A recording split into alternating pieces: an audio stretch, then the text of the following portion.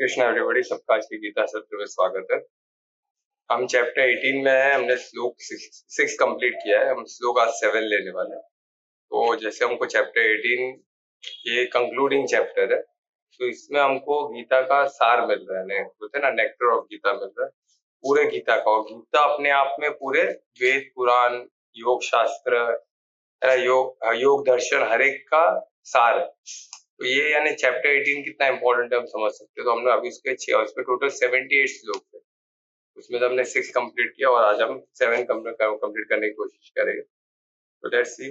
बहुत ही इंपॉर्टेंट श्लोक है, तो इसको हम एक साधक के दृष्टिकोण से मैं बता रहा हूँ, किसी का कुछ अलग ओपिनियन हो सकता है क्योंकि इसमें शब्दार्थ मैं ज्यादा फोकस करता हूँ शब्दों पे, जो संस्कृत के जो शब्द है और जो मैं इसको ट्रांसलेट करके इंग्लिश हिंदी में हम जो डिस्कस करते हैं, तो उसको एक साधक बोल के हम जो साधे और एक साधक के पॉइंट ऑफ व्यू से उसका क्या मतलब है। जब कृष्ण अर्जुन और युद्ध में है और तभी कृष्ण ने अर्जुन को बताया, तो क्या दृष्टिकोण से अर्जुन ने समझने की कोशिश की और क्या दृष्टिकोण से कृष्ण ने समझाने की कोशिश की। भगवान वाचता ना, तो भगवान वाच यानी किस हिसाब से वो अर्जुन को बताया गया, किस पहलू को, तो वो हम समझ साधक बोल के हमको देखना है क्या रहेगा एग्जैक्टली, बिगर किसी थर्ड पार्टी का ओपिनियन भी, स्ट्रेट एक साधक के पॉइंट ऑफ व्यू से मैं बताने देख रहा हूँ। और इसमें हम आज करंट सिनेरियो में आज कैसे हम उपयोग कर सकते हैं, तो हमारा यही रहेगा और कुछ नहीं, एकदम सिंपल लैंग्वेज में हम इसको समझने की कोशिश करेंगे। तो परमात्मा का मदद तो हमको मिलेगा ही, तो हम प्रार्थना करते हुए आगे बढ़ेंगे कि परमात्मा का हमको मदद मिले कि हम एक सरल भाषा में और सबको समझ सके,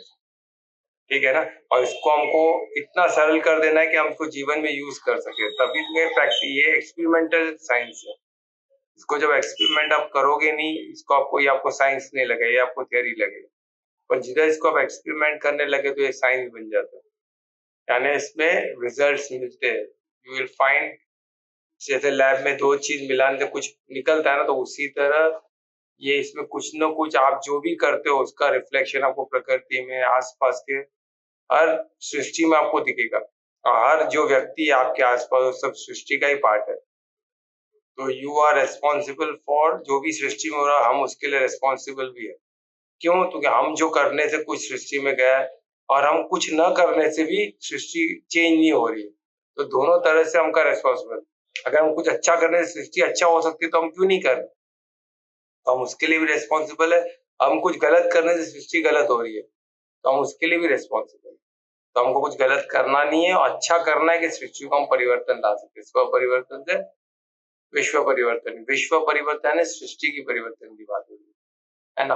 तो यानी विश्व हमारे लिए तो सृष्टि विश्व है, राइट। बाकी सब तो कड़ी है, वो हम समझते हैं, पर हमारे लिए सृष्टि बहुत इंपॉर्टेंट है क्योंकि सृष्टि में हम है। ऐसा तो हमको फिलहाल तो हमको सृष्टि दिखता है, पर हम ब्रह्मांड, सृष्टि ब्रह्मांड का एक पार्ट है, हमको वो भी समझना है। हर चीज एक कड़ी में जुड़ी हुई है, ये हमको एकदम क्लियर होना चाहिए। साधक के हिसाब से हो जाएगा, वो ज्यादा दूर नहीं है, आपको साधक बनना होगा बस, है ना। ये सब इजीली फील होता है। जो क्या इम्पोर्टेंट पार्ट है कि हर ज्ञान को साधना और उसमें उसको ज्ञान में परिवर्तित करना। ज्ञान में यानी आपका अनुभव होगा, आपका अनुभव आपका ज्ञान, ये हमेशा याद रखो। आपको उस चीज साधोगे, उसको प्रैक्टिकली करके देखोगे तो आपको उसमें अनुभव मिलेगा कि ये करने से ये होता है ना। इसको और रिफाइन करते रहो तो आपका अनुभव और रिफाइन होते रहेगा और इतना रिफाइन हो जाएगा कि जैसे अर्जुन को पूरा ज्ञान जो अर्जुन समझ पाए वो लेवल तक हम पहुंच सकते हैं क्या?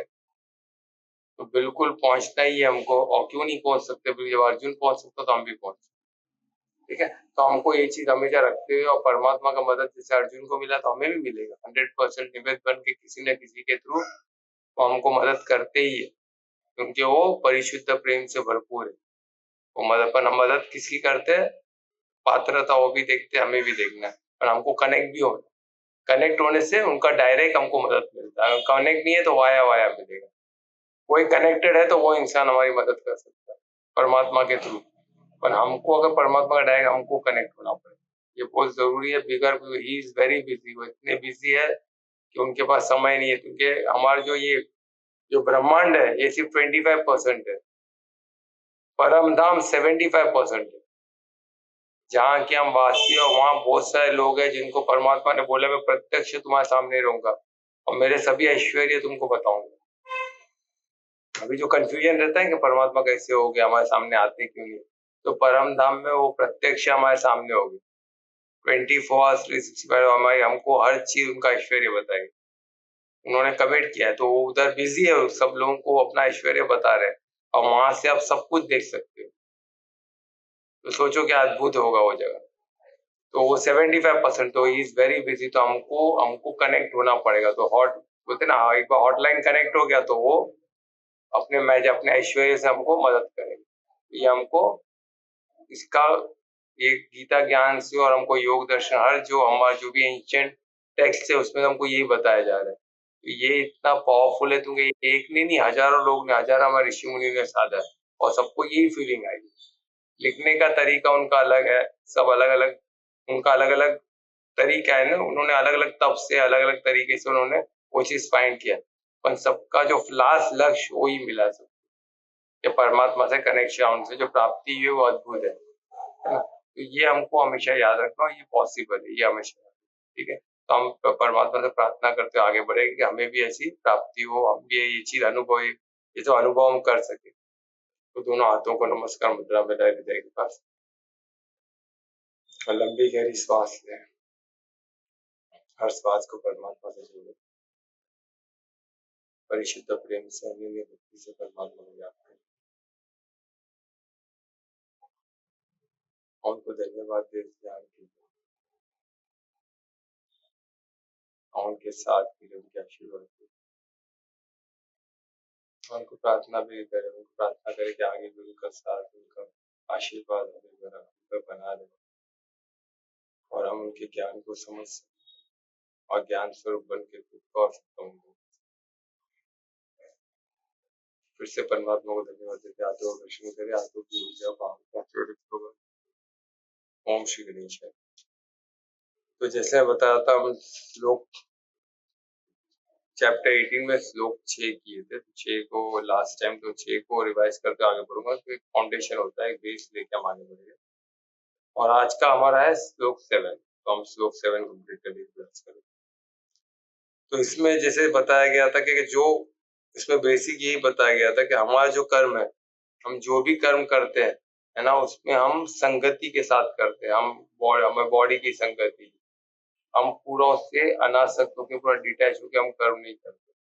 तो जो भी हम संगति में लेके करते हैं, और हम इतने लोग का संग लेके करते हैं, यानी बॉडी है तो बॉडी के रिश्ते, बॉडी के नाते, जो रिश्ते नाते, उन सबको फिर हमारे पदों में हम बढ़े हुए हैं, मैं ये हूँ, मैं हूँ, मैं गरीब हूँ, मैं अमीर हूँ, मैं लड़का हूँ, लड़की, ये सब अलग अलग संगति को हम रखे हुए कुछ कर्म करते हैं। तो जो भी कर्म करते हैं और संगति, तो वो संगति को त्यागने बोले। तो वो जो भी संगति कर्म करते टाइम में आपको संगति को त्याग देना, कि मैं बॉडी हूँ, ये सब आसक्ति, जो आसक्ति है, ये सब आसक्ति को त्याग देना। और ये आसक्ति इतनी पावरफुल हो गया कि हमारे संग हो गए, यानी हम उसके साथ संगति, हमारे साथ वो एक अटैच हो गई है। हम यानी बोलते ना, ऐसा अलग अलग चीज आपसे अटैच होता है तो आपको लगता है मेरा ही पार्ट है, इनसे मैं कैसे इनसे मैं अलग होकर कैसे जी सकता हूँ, ये असंभव लगता है। पर डिटैच होना, इसका मतलब ये नहीं होता है कि उनसे आप रिश्ता तोड़ दो। डिटैच का मतलब ये होता है कि आप उनसे, उनके ऊपर अटैच नहीं, यानी वो दुखी तो आप दुखी, ये परिस्थिति तो अटैच होती है। तो ऐसी होगा ना, आपने पॉइजन खाया, कोई चीज आपसे अटैच, तो उस पर भी पॉइजन चला जाएगा। तो डिटैच मतलब, डिटैच का मतलब आप अटैच नहीं हो, पर आप परिशुद्ध प्रेम से उनको मदद कर रहे हैं। यानी कोई आपका परिवार में कोई बीमार पड़ा तो आप स्ट्रांगली खड़े रहकर उनको मदद कर सकते हो, उनको जल्दी से बीमारी से आप निकाल सकते हो, क्योंकि आप परिशुद्ध प्रेम से अटैच हो, क्योंकि वो पात्र है ना, पात्रता रखते हो। तो उनको, हमको समय, मेहनत, हमको सब, उनको हर किस्म की मदद करनी। तो आप स्ट्रांगली खड़े रह गए। तो अगर कोई अटैच इंसान है, तो कुछ, अभी एक जगह में देखा था, कुछ हो गया, वो चक्कर आके उसका वाइफ, पति को कुछ हुआ तो चक्कर आके उसकी वाइफ भी बाजू में गिर, तो यानी अटैच है। तो क्या मतलब है उसका, वो पति को कुछ ब्लड प्रेशर आया रहे, कुछ आया रहेगा, तो उनको कुछ ऐसा चक्कर आया तो हल्के तो गिर गए, तो उनको देख के, ये देख के उनको वो भी चक्कर आके गिर गए, दोनों पड़े थे। लकीली कोई बाजू वाले आ गए, आवाज सुन के, तो उन्होंने फिर दोनों को एडमिट, बाजू बाजू में दोनों थे। अब ये हालत में, अब इसको क्या बोला जाएगा, ये अच्छा अटैचमेंट था।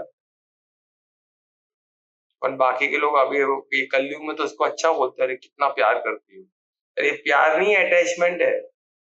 इसको प्यार थोड़ी ना बोलेंगे, प्यार उसको बोलते हैं जो परमात्मा हमसे करता है। हम कुछ भी हो तो हमारे साथ परिशुद्ध प्रेम से खड़े हैं। तो हमको परिशुद्ध प्रेम से प्यार है, परिशुद्ध प्रेम से उनको सहारा देना है। वो सामने उसके साथ गिर गए ना, हम भी अटैच है ना, हमको अटैच नहीं होना। वो बीमार तो हम बीमार, वो दुखी तो हम दुखी, ऐसा नहीं। वो दुखी है तो हमको सहारा बनना है उसका, तो वो परिशुद्ध प्रेम। तो ऐसे इसलिए इसको उसको त्याग कर, यानी वैसे अटैचमेंट को त्याग कर, है ना। वो तो आपको ये नहीं सोचना है आप वो लोगों को त्याग कर, इधर लोगों को त्याग कर नहीं बोल रहे। वो हमारा जो हम जो मन मन बुद्धि से जुड़े हुए, वो मन बुद्धि को जो अटैचमेंट है उसको काटना है ना। हम मन उनसे नहीं जुड़ा, बुद्धि उनसे नहीं जुड़ा है, पर हम जानते कि वो हमारे क्या है, और हमको उनको परिशुद्ध प्रेम से उनको मदद करना है, ये क्लियर है। पर हम अटैच नहीं है, ये क्लियर होना चाहिए, ठीक है। हम आसक्ति में नहीं है उनकी, आसक्ति बहुत बुरी है। हमको अनासक्त होना है, ये हमेशा याद रखना है। तो इसको त्याग कर, ऐसे आसक्ति को त्याग कर हमें क्या, और आसक्ति को त्यागना ही है। उसके अलावा हमको फलों को, जो उसके ये कर्म करने से मुझे ये मिलेगा, ये प्राप्ति होगी, ये सब जो फल उसके पीछे कर्म करने से जो इच्छाएं, जो कामनाएं जुड़ी हुई है ना, कि ये मैं काम कर रहा हूँ तो मुझे ये मिलना चाहिए, ये मिलना चाहिए, ये मिलेगा इसलिए मैं काम कर रही हूँ, वो कर्म कर रही हूँ। तो ये जो सोच है ना कि वो काम कर रहा हूँ या कर रही हूँ, तो जो भी उसके पीछे का जो फल की जो इच्छा रहती है, उसको भी त्यागना हो, वो भी त्यागना हो। वो त्याग कर, और सिर्फ इसको कर्तव्य समझ के आप जो कर्म करोगे, कितना ब्यूटीफुल श्लोक है। जो सिर्फ इसको कर्तव्य समझ के आप जो ये कर्म करोगे, है ना, तो ये कर्म क्या होगा, ये डेफिनेटली सबसे उत्तम कर्म में माना जाता है। सबसे उत्तम यानी सबसे श्रेष्ठ कर्मों में परमात्मा बोलते हैं, सबसे श्रेष्ठ कर्मों में यानी कितना पावरफुल है। यानी आप जो भक्ति में जो टोटली डिटैच होके साक्षी बन के, निमित्त बन के जो करते हो, तो उसकी ही पैरेलल ये भी इम्पोर्टेंट, उतना ही इम्पोर्टेंट हो जाता है, उससे कुछ कम नहीं है। यानी आप, तो ये जो कितना इम्पोर्टेंट है, यानी परमात्मा भगवान बात स्वयं बोल रहे हैं, अगर आप सभी अपने टोटल अनासक्त होकर, सभी संगत आपको जो भी जिससे अटैच है उससे टोटल अनासक्त होकर, फलों की ना अपेक्षा कर कर, अगर कर्तव्य, आपका कर्तव्य समझ के आप जो कर्म करोगे, तो उसका आपको वो कर्म श्रेष्ठ कर्मों में माना जाएगा, है ना। डेफिनेटली निश्चय ही बोला गया है। तो ये था, और अर्जुन को बोलते हुए बोल रहे, तो अर्जुन को क्यों बोल रहे, तो अर्जुन आज सामने है जो कर्म को त्यागने की बात कर रहा है, बहुत बड़ी बड़ी बात कर रहे, तो आगे के श्लोक में हमको कितना पावरफुल पावरफुल इंस्ट्रक्शन अर्जुन को मिल रहा है। क्योंकि अभी इसमें क्या है ना, वो अपने बता रहे हैं कि भाई ये करना चाहिए, ऐसा ही करना चाहिए।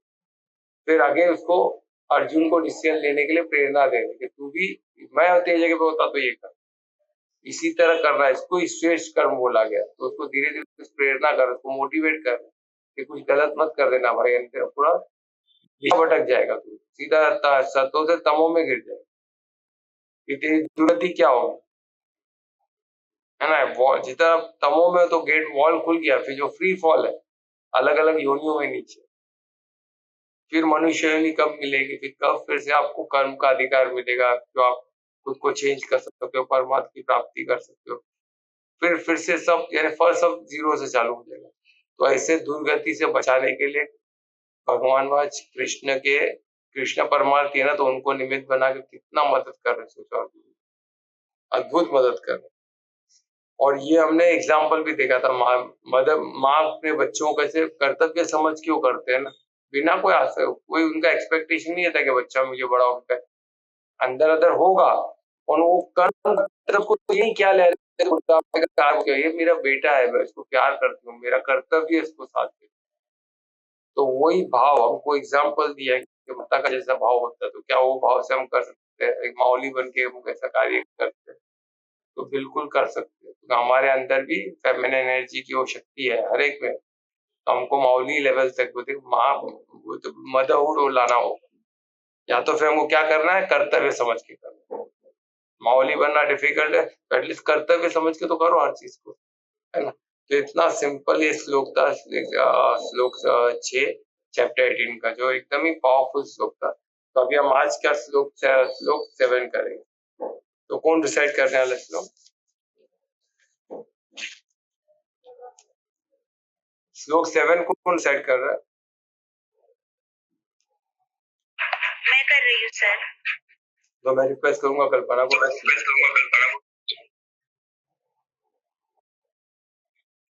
हरे कृष्णा। यतस्य तु संन्यास कर्मणो नोपपद्यते मोहस्तस्य परित्यागः तामसः परिकीर्तितः।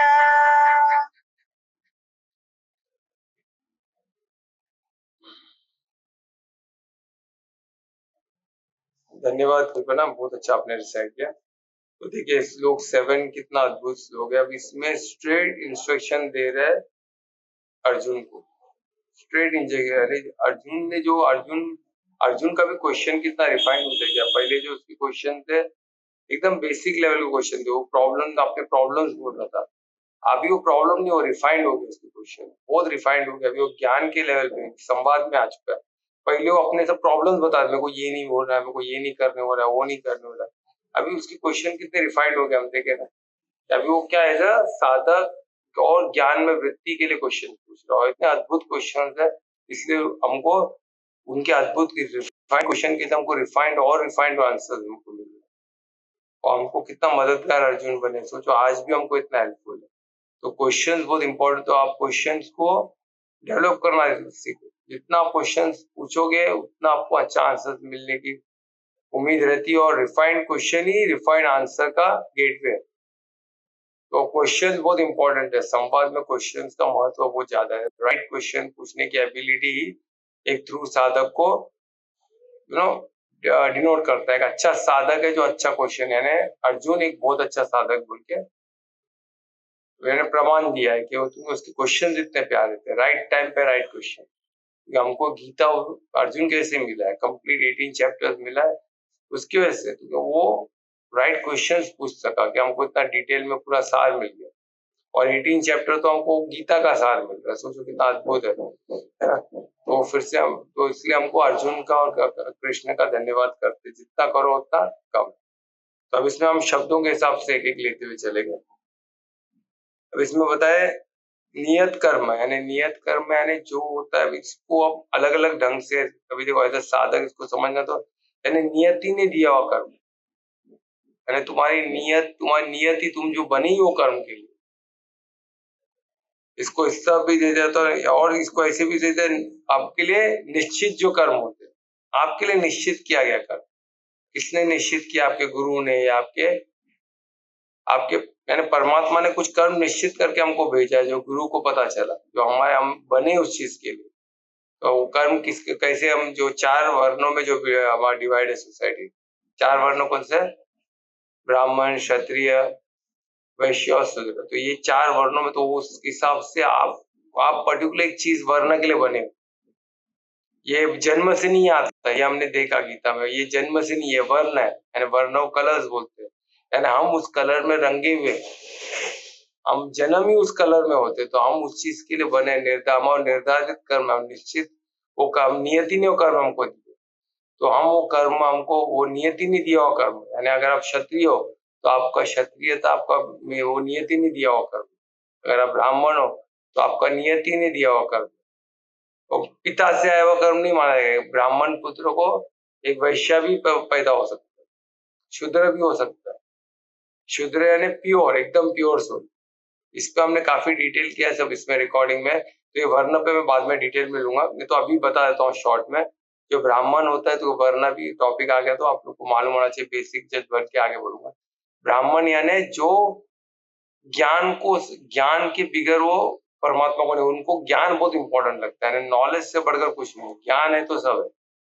तो ज्ञान को बहुत महत्व देते हैं, तो उनको ज्ञान को महत्व देते हैं। इसलिए क्या, ज्ञान में पढ़ते पढ़ते पढ़ते जब इतना पढ़ लेते, मालूम पड़ता है अरे बाप रे, इतना पढ़ के भी इतना कुछ है, तो ऑटोमेटिकली उनका हाथ जुड़ जाता है। परमात्मा होता अद्भुत है, परमात्मा का ज्ञान की कोई सीमा नहीं।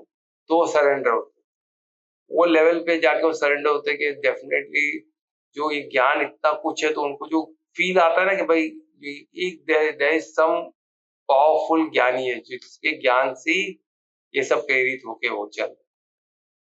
तो कौन है? वही परमात्मा जो सर्वज्ञाता, तो उनसे बढ़कर कोई नहीं है, ही नोज एवरीथिंग। तो ये उनको कहाँ ना कहाँ फीलिंग आती है और तब वो सरेंडर होते हैं कि भाई परमात्मा ही सब कुछ है, बाकी सब कोई मायने नहीं रखता। ज्ञान व्यान सब कुछ नहीं है, परमात्मा से बढ़कर कोई नहीं, ये डिक्लेयर्ड है। तो वो ब्राह्मण के भाई जो ज्ञान को इम्पोर्टेंस, फिर क्षत्रिय हो शक्ति को इम्पोर्टेंस दे, ये शक्ति है तो सब है। अगर ताकत है मैं किसको भी दबा दूं, किसको भी मार दूं, तो क्या है? परमात्मा किधर है?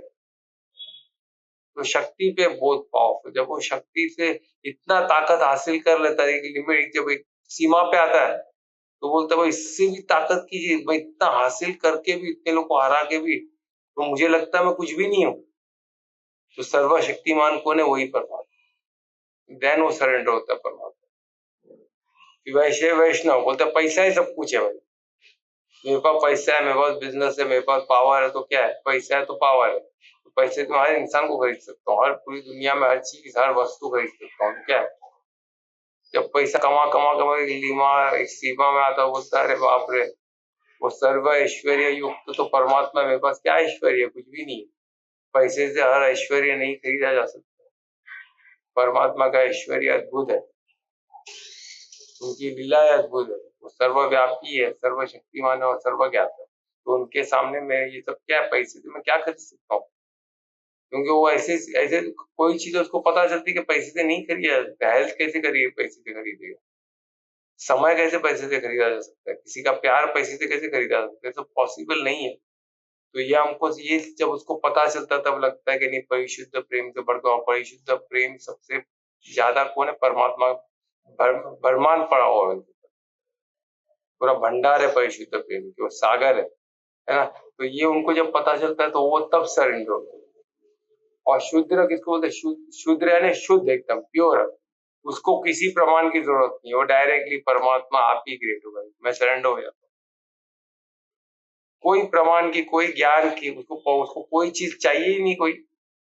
वो बोलेगा डायरेक्ट। और ऐसे शूद्र लोग ज्यादा होते हैं, जो प्योर है परमात्मा को डायरेक्टली कनेक्ट हो सकते हैं, ऐसे लोग ज्यादा होते हैं। और शूद्र को सपोर्ट करने के लिए बाकी के तीन वर्ग हैं। ब्राह्मण को शूद्र को पढ़ाना चाहिए, उनके बच्चों को पढ़ाना चाहिए, पूरा जो भी उनको ज्ञान है, उनको ज्ञान से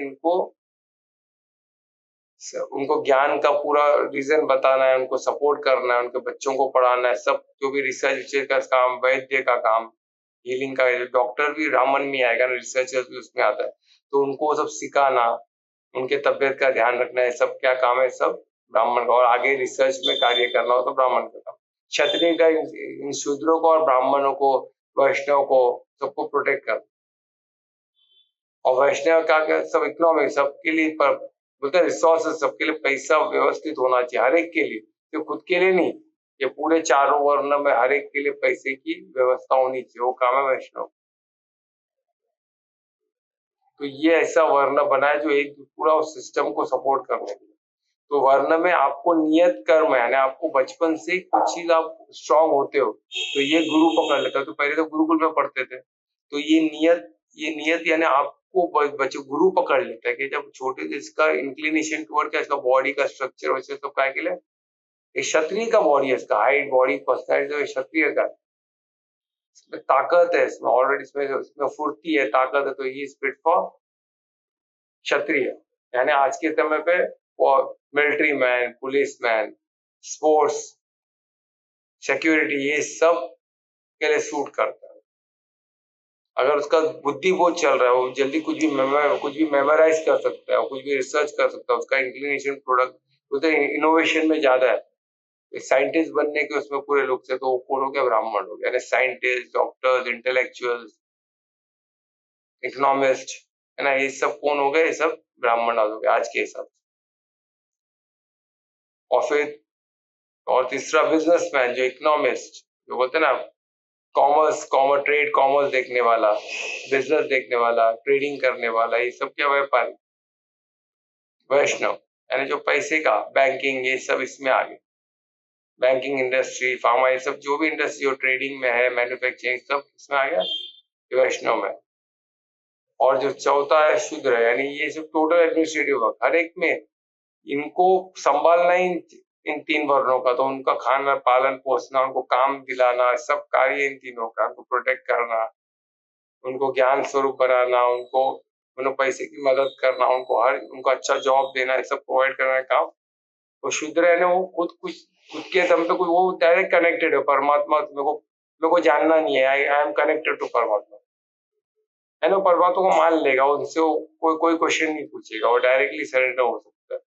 तो शूद्र लोग ज्यादा होते तो हमको तो ये चीज हमको याद रखना। तो नियत कर्म है ना, किस नियत से उसकी नीति क्या थी, क्या हिसाब से वो पैदा हुआ, तो उसका इंक्लिनेशन टुवर्ड्स क्या, तो वो उसमें जो नियत कर्म होते हैं वो तो आपको करना ही पड़ेगा, उससे आप छूट नहीं सकते। जो अर्जुन छोड़ रहा था, अर्जुन क्षत्रिय था, वो गुरुकुल से गुरु ने उसको क्षत्रिय बनाया, क्योंकि वो उसका बॉडी, उसकी पर्सनैलिटी, उसका इंक्लिनेशन टुवर्ड क्षत्रिय था। वो वर्ल्ड का सबसे बेस्ट धनुर्धर था, और वो वॉर में आके क्या बोल रहा है, मैं क्यों लड़ू, इससे अच्छा मैं संन्यास ले लेता हूँ, मेरे गुरु को मार के, इनके मार के पाप क्यों मैं सर पे लूं। ऐसे राज्य को मैं 10 राज्य छोड़ सकता हूँ मेरे भीष्म पितामह के, मैं गुरु के लिए, तो वो राज्य का मोह नहीं, तो वो राज्य नहीं चाहिए, छोड़ दो, मैं संन्यास ले लेता हूँ। तो वही बताया, देखो यानी क्या, नित्य कर्मों से, लेकिन अगर संन्यास तू लेता है, अभी तू संन्यास की बात कर रहा है, तू क्षत्रिय है, अभी तू संन्यास की बात करेगा, अपने कर्मों को छोड़ने की बात करेगा, तो ये क्या होता है, ऐसे कर्मों को क्या वो कभी नहीं करनी चाहिए। ऐसा बोलता है, ऐसा कभी भी, ऐसे इस तरह का कर्म जिसको छोड़ने, वो भी कर्म में आता है। हम जो कर्म नहीं करते वो भी कर्म है। अगर समझो मेरे को शायद एक काम छोड़ते मैं दूसरा काम किया तो कर्म है, तो मेरे को ये करना चाहिए तो मैंने ऑपोजिट दूसरा काम किया तो वो तो कर, और मैं उसको नहीं करने की ठानता हूँ, मैं नहीं करता हूँ। नहीं बोलना भी एक कर्म है, आपने वो नहीं किया वो भी एक कर्म है। हमको सोचना चाहिए, मैं कुछ कार्य नहीं कर रहा हूँ, घर पे बैठा हूँ, कुछ नहीं कर रहा हूँ, तो नहीं बैठे वो भी एक कर्म है। आप नहीं कर रहे हो ना, वो भी कर्म ही आता है, ना करना, है ना। तो उसके पीछे भाव तो आपका कंप्लीट है ना, कि मुझे नहीं करना, क्यों नहीं करना है, अपना अपना भाव है। वो सब भाव तो आपके कर्म पे चढ़ता है, उसके पीछे क्या उद्देश्य है वो कर्म के लॉ में चढ़ता है, वो हिसाब से आपका आगे का चैप्टर तैयार हो रहा है। तो हमको बहुत केयरफुल रहना है, बहुत केयरफुल रहना है, इसको हम कैजुअली नहीं ले सकते। तो वो इसमें बताया कि जो कर्म को आप त्यागते तो ये क्या होता है, ये उपसत्य है, यानी टू बी, ये इसको सबसे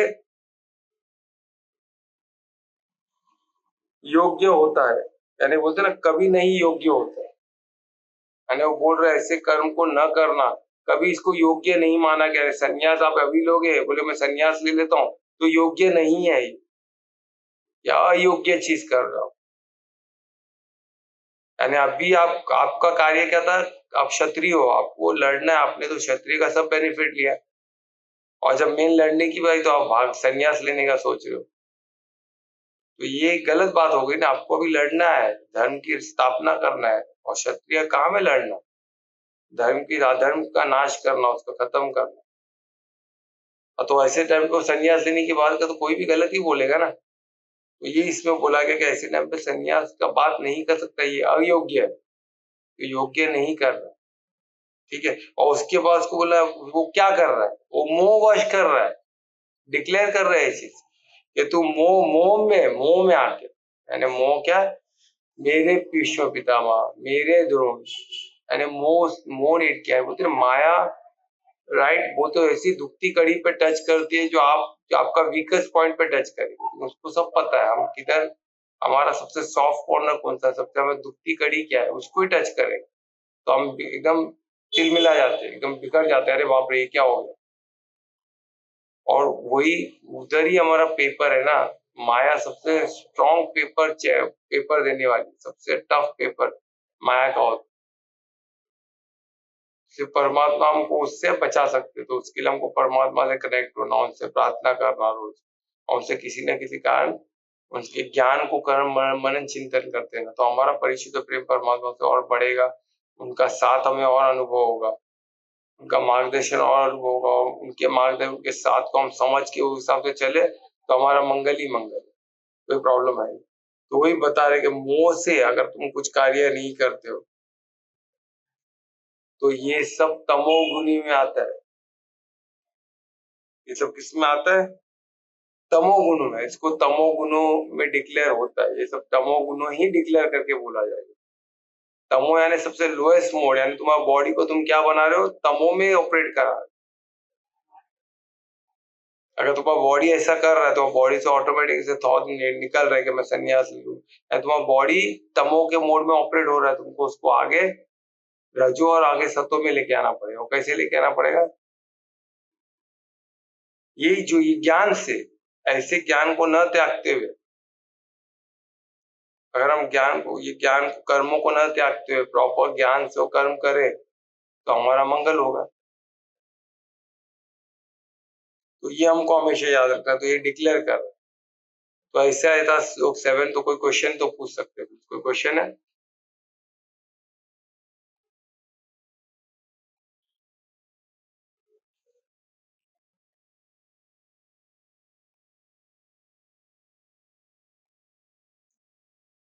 तो क्वेश्चन रहेगा तो पूछिए, नहीं तो कीर्तन कौन करने वाला है?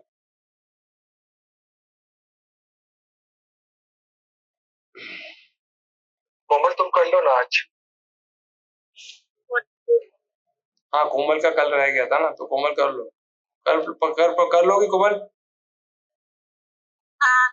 हाँ, तो मैं रिक्वेस्ट करूंगा कोमल के आज का कीर्तन। हरे कृष्णा। ओम कृष्णाय वासुदेवाय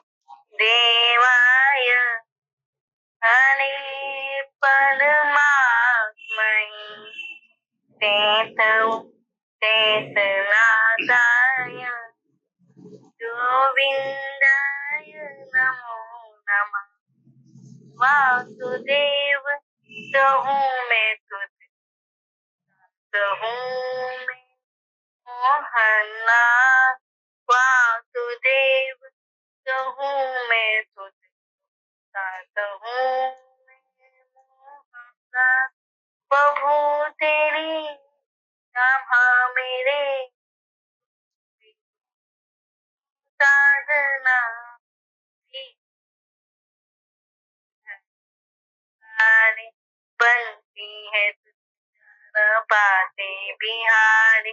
गोविंद गुरु हरि गोपाल बोलू राधा रमन बोल। प्रभु तेरी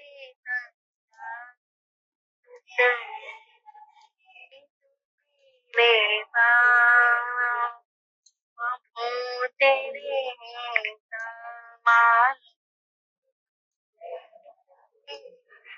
आज हो गए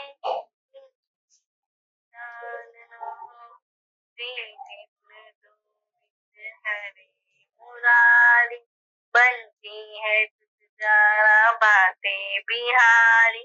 गोविंद गुरु हरि गोपाल बोल राधा रमन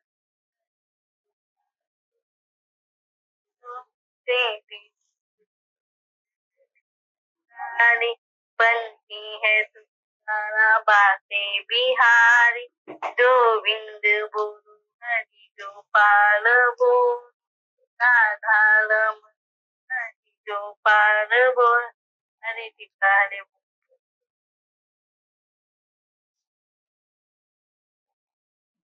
बहुत अच्छे कोमल, बहुत नया, बहुत अलग अलग तुम ऐड करके कर रही हो। बहुत अच्छा, बहुत प्रयास, बहुत मेहनत कर रही हो। Very good. ऐसे प्रैक्टिस करते रहो, practice make the man perfect. तो प्रैक्टिस से प्रयास कभी करना नहीं छोड़ना। बहुत इम्प्रूवमेंट, अद्भुत कीर्तन किया कोमल ने, उसके लिए धन्यवाद। महामंत्र भी करोगी? हाँ। मैं रिक्वेस्ट करूँ कोमल को कि महामंत्र। हरे कृष्ण कृष्ण कृष्ण हरे हरे हरे राम राम राम हरे हरे हरे कृष्ण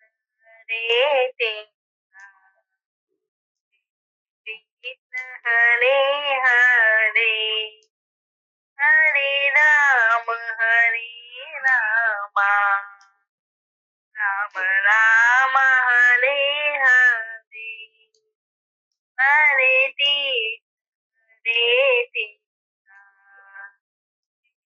कृष्ण हरे हरे हरे रामा राम राम हरे हरे हरे कृष्ण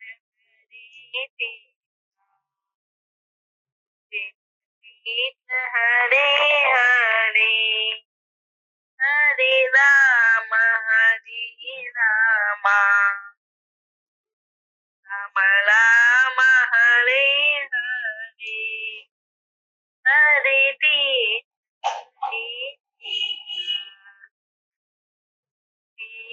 हरे हरे हरे राम राम राम हरे हरे हरे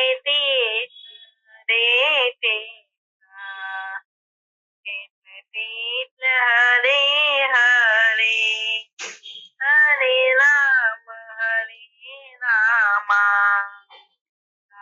राम हरे हरे हरे कृष्ण